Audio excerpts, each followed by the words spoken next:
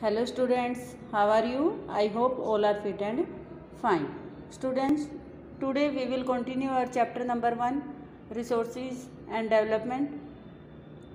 In this chapter we were doing planning of resources. Okay, and resources planning in India. इसके बाद हम continue करेंगे. India has made concerned effort of achieving a goal of resources planning right from the first 5-year plan launched after independence. ये हमने कल भी किया था कि इंडिया ने क्या है 5-year प्लान बनाए और उन प्लान को अचीव करने के लिए जो प्लान गवर्नमेंट के द्वारा बनाए गए हैं उसको अचीव करने के लिए एफर्ट भी किया. ठीक है, कि रिसोर्सेज को कितना यूज़ करना है, किस तरह से यूज़ करना है. और जो ये 5-year प्लान है, 5 वर्षीय योजनाएं हैं, ये कब लॉन्च की गई थी? आफ्टर इंडिपेंडेंस, मीन्स आज़ादी के बाद इनको लॉन्च किया गया था. ओके, नेक्स्ट हमारा यहाँ आता है the availability of resources is a necessary conditions for the development of any region. कि availability of resources is necessary, यानी कि डेवलपमेंट के लिए, किसी रीजन की डेवलपमेंट के लिए क्या बहुत ज़रूरी है? रिसोर्सेज की अवेलेबिलिटी, कि वहाँ पर कोई ना कोई रिसोर्स तो होना चाहिए जिससे हम उस एरिया की डेवलपमेंट कर सकें. Okay, but mere availability of resources in the absence of corresponding changes in technology and institution में हिंडर डेवलपमेंट. लेकिन कई बार क्या होता है कि अवेलेबिलिटी ऑफ रिसोर्सेज तो है, ठीक है, लेकिन absence of corresponding changes in technology, यानी कि टेक्नोलॉजी या अदर इंस्टीट्यूशन वगैरह की क्या है, कमी हो जाती है. टेक्नोलॉजी की वजह से क्या है, रिसोर्सेज, ओनली रिसोर्सेज के बिहाफ पर हम डेवलपमेंट नहीं कर सकते. ठीक है ना. अगर आपके पास एग्जाम्पल ले लेते हैं हम, अगर आपके पास ओनली बुक्स हैं, ठीक है, बुक्स भी हैं, आपके पास स्टेशनरी का सामान भी है, नोटबुक्स भी है, क्या आप स्टडी कर पाओगे जब तक आपको प्रॉपर गाइडलाइन नहीं मिलेंगी? ठीक है ना. तो इसी तरह अगर हमारे पास रिसोर्सेज हैं लेकिन उसकी प्रॉपर प्लानिंग नहीं है, टेक्नोलॉजी नहीं है, ठीक है, तो डेवलपमेंट पूरी नहीं होती. There are many regions in our country that are rich in resources, but these are included in economically backward region on the country. There are some regions which have a poor resource base, but they are economically developed. तो यहाँ पर ये बताया भी है कि हमारी country में बहुत सारे एरिया ऐसे हैं जहाँ पर क्या है, रिसोर्सेज बहुत ज़्यादा हैं लेकिन रीजन के डेवलपमेंट नहीं हैं. वहाँ पर कोई ना कोई लैकुना है, लैक पॉइंट वहाँ पर हैं कि या तो गवर्नमेंट की पॉलिसी अच्छी नहीं है या वहाँ टेक्नोलॉजी की कमी है, एनी अदर इशू. ठीक है ना. और कई एरिया ऐसे हैं जहाँ पर रिसोर्सेज बहुत कम हैं लेकिन वहाँ पर क्या है, उसके लोकेशन की वजह से इकोनॉमिकली वो एरिया बहुत डेवलप्ड है. आप देखोगे कि जो यहाँ पर गुड़गांव एरिया में है भिवाड़ी, तो भिवाड़ी में क्या है, कंपनी वगैरह सारी गुड़गांव एरिया में है, वहाँ पे क्या है, एग्रीकल्चर लैंड अच्छा नहीं है, ठीक है, लेकिन कंपनीज़ के लिए वो बहुत रिच एरिया है, वहाँ पर फैक्ट्री वगैरह ज़्यादा लगी हैं, तो वो डेवलप्ड एरिया है. ठीक है ना. तो इस तरह से जो हमारे रिसोर्सेज हैं, कोई ज़रूरी नहीं है कि जहाँ पर रिसोर्सेज हैं वहाँ पर डेवलपमेंट भी ज़रूरी होगी. ये सारा का सारा अगर हमें करना है तो हमें प्लान करना होगा कि जहाँ पर रिसोर्सेज हैं उसको किस तरह से डेवलप्ड किया जाए. The history of the colonization reveals the rich resources in colonies were main attraction for the foreign invader. It has permanently the higher level of technology development of the colonizing country that helped them exploit resources of other region, establish their supremacy over the colonies. तो आपने history में भी पढ़ा है, वैसे भी आपको पता है कि जो इंडिया में कॉलोनी स्टैब्लिश हुई थी, कॉलोनाइजेशन जो पूरे वर्ल्ड में हुआ था, वो क्या हुआ था, इन्वेंटर जो आए थे, अंग्रेज़ जो भारत में आए थे, वो किस लिए आए थे? उनके पास टेक्नोलॉजी थी और यहाँ पर उनको रिसोर्स मिल गए थे. ठीक है ना। दोनों चीज़ों को कंबाइंड करके उन्होंने डेवलपमेंट की है और अपने कॉलोनीज है वो स्टैब्लिश की हैं और इसमें एक खुद की सुपरमेसी को उन्होंने दिखाया, खुद को एक पावरफुल बनाया है, ठीक है ना।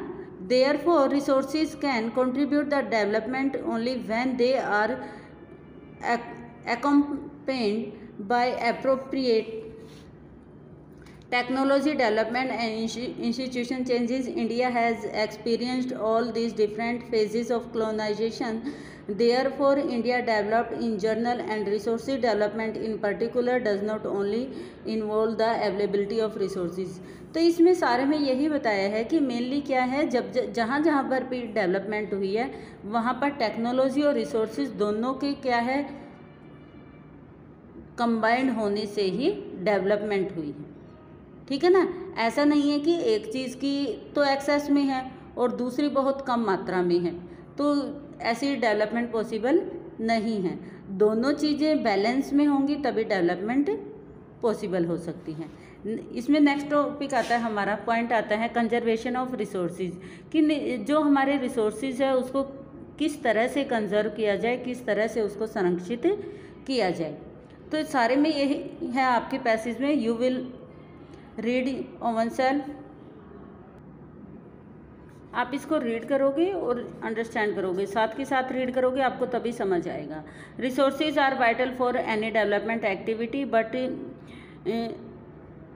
irrational consumption and over utilization of resources may lead to socio-economic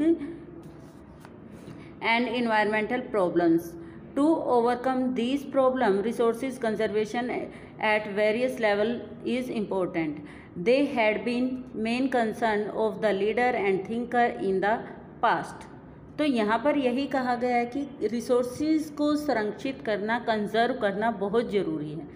development अगर हमें करनी है तो हमें अपने रिसोर्सेज को बचा के रखना होगा, तभी हम क्या है अपनी सोशो इकोनॉमिक डेवलपमेंट कर सकते हैं। इन्वायरमेंटल जो हमारी प्रॉब्लम हम फेस कर रहे हैं उसको ओवरकम कर सकते हैं, ठीक है। जितनी भी हमारी इन्वायरमेंट से रिलेटेड प्रॉब्लम आ रही हैं तो उसके लिए हमें क्या है रिसोर्सेज को कंजर्व करना होगा, उनको संरक्षित करना होगा, ओवर यूज़ नहीं करना है उसको। उसका कंजम्पशन है वो क्या हो रहा है, ओवर हो रहा है, उपयोग बहुत ज़्यादा हो रहा है, ठीक है ना। अननेसेसरी हम उसको यूज़ करते हैं और फिर क्या है उसकी शॉर्टेज होती है, जिससे क्या है हमारा जो नेचुरल बैलेंस है वो क्या है अनबैलेंस हो जाता है, असंतुलित हो जाता है। तो एग्जाम्पल दिया है, Gandhi ji was very apt in voicing his concern about resource conservation in this world. यहाँ पर गांधी जी ने जो वर्ड दिए हैं उसमें प्रॉपरली बताया है कि उनके वर्ड्स में दिख रहा है कि वो कितने अवेयर थे, ठीक है ना, किसके रिगार्डिंग, जो हमारे रिसोर्सेज हैं उनके यूजेस के regarding. There is enough for everybody is need and not for anybody greed. तो यहाँ पर गांधी जी ने रिसोर्सेज के रिगार्डिंग कहा है कि हमारी कंट्री में रिसोर्सेज जो हैं there is enough for everybody need, यहाँ पर हर एक व्यक्ति की ज़रूरत के अकॉर्डिंग बहुत सारे रिसोर्सेज हैं, यानी कि जो हमारी ज़रूरतों को पूरा कर सके। And not for anybody greed, but किसी भी व्यक्ति की जो लालच होती है, ग्रीड होती है, उसको वो फुलफिल नहीं कर सकते, ठीक है ना। यानी कि हमारे पास इतने रिसोर्सेज हैं, इतनी संपदा है कि हम अपनी नीड को पूरा कर सके, जो हमारी रिक्वायरमेंट है उसको हम पूरा कर सके। लेकिन जो हमारी रिक्वायरमेंट है वो क्या है, बढ़ती रहती हैं, हमारी डिज़ायर बढ़ती रहती हैं। तो ये क्या है, एक तरह की ग्रीड है, एक तरह का लालच है, तो उसको फुलफिल नहीं किया जा सकता। ये वर्ड अंडरलाइन करोगे साथ के साथ। ही place the greed and selfish individual and exploitative nature of modern technology as the root cause of resources depletion at the global level। तो वो क्या कहते हैं कि जो ग्रीड है, जो हमारी लालच है और जो हमारा स्वार्थीपन है, उसकी वजह से ही क्या हुआ है, जो टेक्नोलॉजी और ठीक है जो हमारी लालच है, सेल्फिश स्वार्थीपन है, जो इंडिविजुअल का, जो सिंगल पर्सन का नेचर को जो एक्सप्लोर कर रहा है, ठीक है ना, शोषण कर रहा है नेचर का। किस शोषण कैसे कर रहा है? मॉडर्न बाय मॉडर्न टेक्नोलॉजी, जो मॉडर्न टेक्नोलॉजी की सहायता से किसका नेचर का शोषण कर रहा है। और वो किस लिए कर रहा है? अपनी लालच की वजह से और अपने सेल्फिशनेस की वजह से, ठीक है ना। इससे क्या हुआ है? Resources depletion at the global level, और ये पूरे वैश्विक स्तर पर क्या हुआ है? इसका अपक्षय यानी कि डिप्लीटेशन हुआ है, ये कम हुई है, लैक हुए हैं ये, ठीक है ना। यहाँ पर इन चीज़ इसकी डिप्लीटेशन हुई है, कमी हुई है, रिसोर्सेज की कमी हुई है। क्यों हुई है? क्योंकि जो ह्यूमन बींग्स है वो इसको एक्सप्लोट कर रहा है, शोषण कर रहा है इसका। He was against mass production and wanted to replace it with the production by the masses. तो गांधी जी के बारे में कहा है कि गांधी जी क्या है? मास प्रोडक्शन के क्या है? अगेंस्ट थे। क्यों थे अगेंस्ट? क्योंकि एक्सेस में अगर हम उसको बना के रख लेंगे, प्रोड्यूस करके रख लेंगे, क्या होगा? जो जितनी हम नीड है, कंजम्पशन तो उतना ही होगा जितने की हमें नीड है। जितनी रोटी हमें खानी है हम उतनी ही खाएंगे, जो एक्स्ट्रा है उसको कैसे खाएंगे? एक्स्ट्रा क्या होगी? बचेगी, ठीक है ना। बचेगी तो वो ख़राब भी होगी। तो इसी तरह प्रोडक्शन है, प्रोडक्शन हम एक्सेस में करेंगे, हम यूज़ तो एक लिमिट में ही कर सकते हैं, ठीक है ना। लिमिट से ज़्यादा हम किसी भी चीज़ को यूज़ नहीं कर सकते। और जो सरप्लस प्रोडक्शन होगा, एक्स्ट्रा होगा, ठीक है, वो क्या होगा? वो एक तरह से वेस्ट भी होगा। तो इसलिए गांधी जी इसके अगेंस्ट थे। See this line, in line में क्या बताया है? इसमें यही बताया है कि इंटरनेशनल लेवल पे सबसे पहले जो क्लब स्टार्ट हुआ है, क्लब ऑफ रोम। रोम ने क्या है? एडवोकेट किया है रिसोर्सेज कंजर्वेशन को। सबसे पहले जो रिसोर्सेज को बचाने की बात होती है, संसाधनों को कंजर्व करने की बात होती है, उसकी वकालत किसने की है? क्लब ऑफ रोम ने, ठीक है। इंपॉर्टेंट है बेटा ये इंटरनल क्वेश्चंस में। और for the first time in a more systematic way in 1968 में। तो 1968 में सबसे पहले क्लब ऑफ रोम ने किसकी वकालत की है? रिसोर्सेज कंजर्वेशन की। यानी कि उन्होंने कहा है कि हमें रिसोर्सेज को बचाना होगा, क्योंकि ये क्या हो रहा है? इनका शोषण बहुत ज़्यादा हो रहा है। Subsequently in 1974 Gandhian philosophy was once again presented by Samuel in his book. तो सैम्यूअल जो राइटर हुए हैं, ठीक है, इन्होंने अपनी बुक स्मॉल इज़ ब्यूटीफुल में क्या है? गांधी जी की जो फिलोसफी थी उसको दोबारा से प्रेजेंट किया है। गांधी जी की फिलोसफी यही थी ना कि एक्सेस में हमें प्रोडक्शन नहीं करना चाहिए, रिसोर्सेज को ओवर यूज़ नहीं करना चाहिए। The seminal contribution with respect to resources conservation at the global level was made by the Brundtland Commission report। तो रिसोर्सेज के रिगार्डिंग, रिसोर्सेज के कंजर्वेशन के रिगार्डिंग एक कमीशन रिपोर्ट आई है। वो कमीशन रिपोर्ट कौन सी है? द ब्रुटलैंड कमीशन रिपोर्ट, ठीक है, अंडरलाइन इट ऑल्सो। और ये कब आई है? 1987 में। और इसको इंट्रोड्यूस किस लिए किया गया है? किस कंसेप्ट के रिगार्डिंग इसको इंट्रोड्यूस किया गया? सस्टेनेबल डेवलपमेंट, ठीक है। क्वेश्चन अराइज होता है which report are mention the sustainable development and which report are launched regarding sustainable development, कि कौन सी रिपोर्ट लॉन्च हुई है किसके रिगार्डिंग? सस्टेनेबल डेवलपमेंट के रिगार्डिंग। तो इसमें आपका ब्रुटलैंड कमीशन रिपोर्ट आप लिखोगे, और ये कब हुई है? 1987 में लॉन्च हुई है। And advocated it as the means the resources conservation which was subsequently published in a book in title other book का नेम है आवर कॉमन फ्यूचर। यानी कि जो सस्टेनेबल डेवलपमेंट है वो किस बुक में मेंशन की गई है?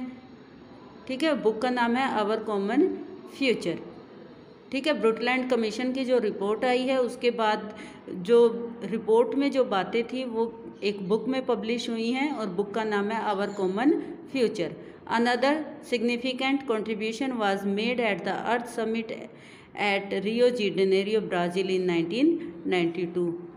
वी रीड इट ऑलरेडी, हम इसको पहले ही पढ़ चुके हैं कि 1992 में जब ब्राज़ील में सबमिट हुई थी तो लास्ट में क्या होता है कि इस सारे चीज़ों को देखते हुए जो बुक्स बनी हैं, ठीक है, पब्लिश हुई हैं, सब में यही बातें कही गई हैं कि हमारे लिए जो रिसोर्सेज की कंजर्वेशन है, बहुत इम्पोर्टेंट है, हमें रिसोर्सेज को बचाना होगा। तो उसके लिए सबमिट कब हुई है? वर्ल्ड लेवल पे 1992 में। I think this is sufficient for you, and next we will do in next video. Thank you.